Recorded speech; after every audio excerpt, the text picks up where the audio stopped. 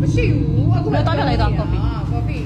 ကျမပြောကြလားအမကြီးတို့မလုပ်တာလက်မပါကြ မမလည်းငါ coffee တောက်မယ် breakfast စားမယ်ဘာမှလည်းမရှိဘူး အေးအေးကြောက်စင်ကြယ်လေးကြီးပဲနော်စင်ကြယ်လေးပဲတော့အခုတင်တင်သွားပြောတော့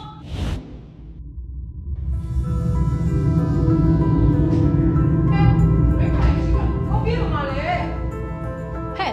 coffee မလုပ်ရသေးဘူးလား လောက်တာလေ break လည်းမရှိဘူး ဟာဒုက္ခပဲမွေးရေမွေးဘာလုပ်နေရလဲ coffee ဖြောခဲ့မယ် မွေးမလုပ်နဲ့မာကြီးမွေးအိမ်မဆင်းသွားပြီလေ ဟောဟုတ်တာပဲအနေတော့တော့ ငါပြောပါဘူးငါရဖျားကြည့် ဟာနေမပြောတော့ငါပြောရမှာလား ဖျားကြည့်ပါမလေးတော့ ဟာဒုက္ခပဲ